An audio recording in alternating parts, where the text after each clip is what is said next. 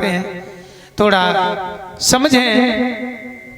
नारद बाबा ने कथा सुनाई है कि एक तो कथा ऐसे जुड़ती है गोरखनाथ भगवान की। हे राजा जीवर सिंह, ब्रह्मा जी के जो पुत्र हैं अत्रि मुनि, उनकी पतिव्रता नारी का नाम है अनसुईया। और अनसुईया माता के पति देव एक बार बड़े दुखी हुए। उन्होंने सोचा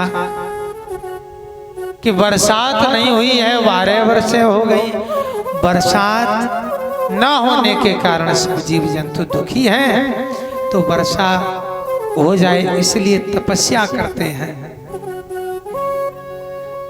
और 12 वर्ष तक जब तपस्या करी, जल नहीं बरसा, समाधि खुल गई और पानी मांगा है अनसुईया मैया से, क्योंकि प्यास लगी है।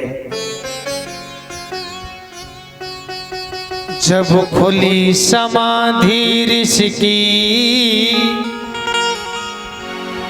अनसुईया बैठी पास,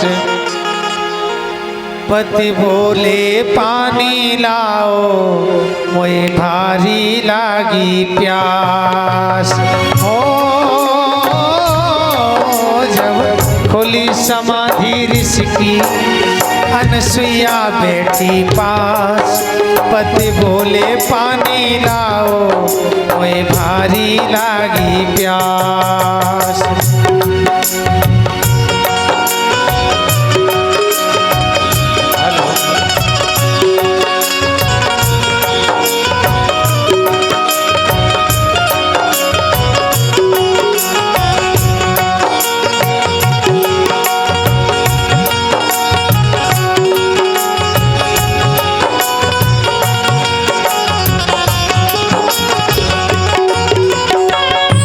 नीरले नयन सुईया धाई, मिलोन नीर बहुत दुखियाई।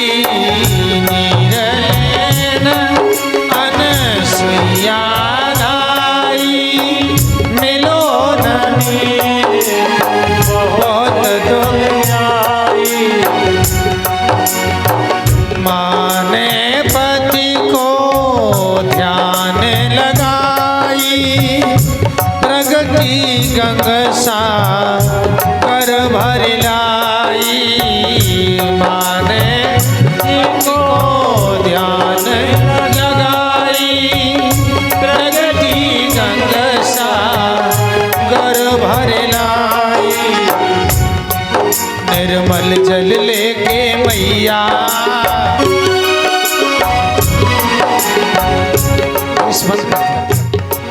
निर्मल जल लेके मैया आई निज पति के पास।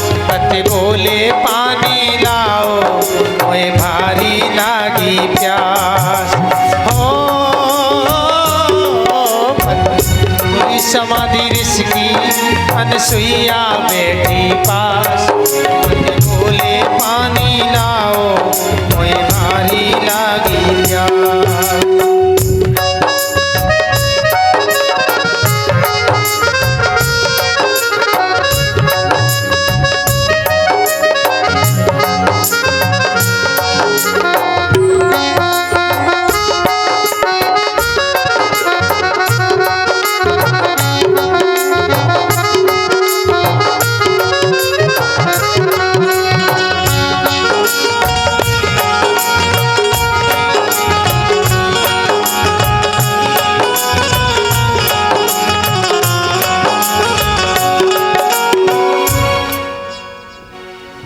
अनसुईया मैया गंगा मैया को प्रकट करने के लिए अपने पति देव का स्मरण करती हैं और माँ ने अपने पति देव का ध्यान करके माँ गंगा को प्रकट करके सुंदर निर्मल जल लेकर के पति देव को दिया।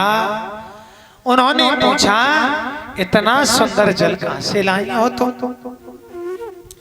बताया तो ये दृश्य नारद बाबा ने भ्रमण करते समय देख लिया। तो नारद बाबा भ्रमण करते हुए गए हैं। अच्छा, नारद बाबा को कहाँ चैन है। नारद बाबा ने उमा रमा ब्रह्मणी को खबर दी है। क्यों? वो तो ये विचार विमर्श कर रहे थे कि दुनिया में पतिव्रता नारी कौन है। और इतना ही नहीं, ये गिलानी क्यों हुई। भाई ये कथा श्रीमद् भागवत में आती है और व्यास लोग यहीं से उठा लेते हैं कि उन्हें गिलानी हुई। क्यों हुई? गिलानी इसलिए हुई, लिखा है कि एक बार गंगा मैया को क्षय रोग हो गया और उस रोग को दूर करने के लिए सबसे जल छिड़कवाया।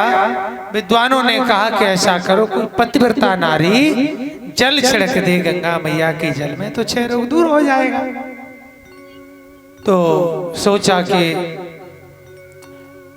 उमा रमा ब्रह्मणी से बढ़कर के कौन पतिव्रता नारी होगी दुनिया में, इन्हीं से जल छिड़क पाया जाए। तो इनके जल छिड़कने से जब गंगा मैया का क्षय रोग दूर नहीं हुआ और जब अनुसुईया ने जल छिड़का तो क्षय रोग दूर हो गया। बस यहीं पर गिलानी हो गई। आखिर दुनिया में ऐसी नारी कौन है जिसने क्षय रोग दूर कर दिया। नारद बाबा पहुंच गए। नारद बाबा तो अनुसुईया का नाम गा रहे थे। प्रश्न कर दिया कि क्या हुआ, इस गंगा मैया का रोग दूर किसने किया। सबसे बड़ी पतिव्रता नारी इस दुनिया में कौन है। तो यहाँ पर नारद बाबा ने कह दिया कि अनुसुईया जैसी पतिव्रता नारी दुनिया में नहीं है। अब ये कथा श्रीमद् भागवत में सुनते ही हैं। गिलानी इतनी हुई, द्वेष इतना हुआ, ईर्ष्या इतनी बढ़ी कि अपने पतियों को भेज दिया अनुसुईया मैया की परीक्षा के लिए। और ध्यान रखना, जिससे ईर्ष्या हो जाए उसका जीवन दुख से भर जाता है। क्योंकि ईर्ष्यालु व्यक्ति ना तो खुद चैन से रह सकता है और ना ही दूसरे को चैन से रहने देगा। और ईर्ष्या एक ऐसा रोग है कि मालूम नहीं पड़ता कि कब प्रवेश हो गया।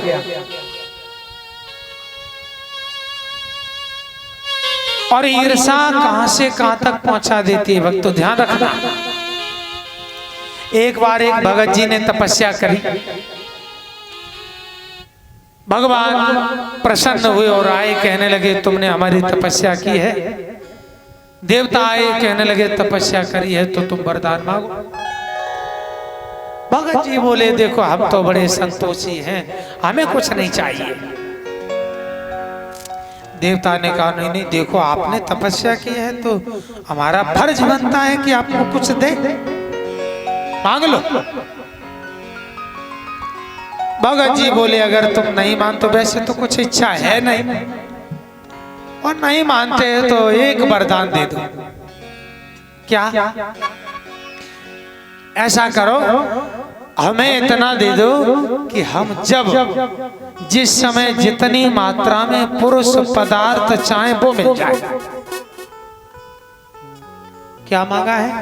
एक वरदान, जब जिस समय जितनी मात्रा में पुरुष पदार्थ जो चाहे वो मिल जाए। अच्छा विचार करो, ये एक वरदान है। जब चाहे, जो चाहे, जितना चाहे, जितनी मात्रा में चाहे सब मिल जाए। क्या छोड़ा है इसने? अच्छा देवता भी बड़े चालाक, उसने कहा ठीक है। देवताओं ने कहा ठीक है जाओ, हमने दिया। लेकिन चलते समय देवता कह गए कि तुम्हें जितना मिलेगा उससे दोगुना तुम्हारे पड़ोसी को मिलेगा। अब वो घर पे आया, जैसे ही घर पे आया उसने देखा कि टूटा फूटा झोपड़ा है, कब तक इसमें गुजर करें, एक पक्का बढ़िया मकान बन जाए तो ठीक है। अच्छा, देवता का वरदान जैसे इच्छा करी, एक बढ़िया आलीशान मकान बन के तैयार हो गया। उस सामने देखा तो पड़ोसी के तो ठाठे ही बदल गए। पड़ोसी के 2 मकान और इसका 1। अब इसके अंदर ईर्ष्या जागी कि बताओ, तपस्या करी हमने, भूखों मरे हम, दुख झेला हमने, और मेरा 1 मकान, पड़ोसी के 2। अब इसका न तो भजन में मन लगे, न तो खाने में, न रहने में। एक दिन इसने सोचा, हे भगवान, हमारे पास 1 लाख रुपया हो जाए। 1 लाख तुरंत हो गया। अच्छा, पड़ोसी का देखा तो अलग ही कहा, तुरंत नई मोटरसाइकिल, नए कहा भाई, उसके पास 2 लाख। अब तो इसे चैन न पड़े, ईर्ष्या इतनी बढ़ी, एक दिन तो कहने लगा, हे भगवान, मेरे मकान के दरवाजे पे एक कुआं बन जाए। अच्छा बताओ, कुआं किस काम का? किसी ने कहा, भैया अपने मकान के दरवाजे पे कुआं क्यों बना रहे? बोले, हमारे दरवाजे पे तो 1 ही बनेगा, पड़ोसी के दरवाजे 2 कुआं बनेंगे। अब इच्छा करी तो 2 कुआं उसके दरवाजे और 1 इसके द्वार। अब ये तो बच के निकल जाए, पड़ोसी को बड़ी समस्या हो। और एक दिन इतनी ईर्ष्या बढ़ी, कहने लगा, हे भगवान, ऐसी कृपा करो, मेरी 1 आंख फूट जाए। बोले, अब भैया 1 आंख अपनी क्यों फोड़ रहे? बोले, हमारी तो 1 ही फूटेगी, पड़ोसी की दोनों फूटेगी, और दरवाजे पे 2 कुआं है, किसी न किसी में तो गिरेगा। इसे कहते ईर्ष्या। देवियों को ईर्ष्या हुई, तीनों देवता आए, लेकिन मैया अनसुईया ने समझ लिया और अपने पतिव्रत धर्म की शक्ति से तीनों देवताओं को 6-6 महीने के बालक बना लिया। पालने में झूल रहे हैं, और नारद बाबा को कहाँ चैन है। नारद बाबा पहुंच गए अनसुईया मैया की यहाँ की खबर देने के लिए। वो देवियां बड़ी उदास बैठी थी, 4 दिन हो गए पतिदेव नहीं आए।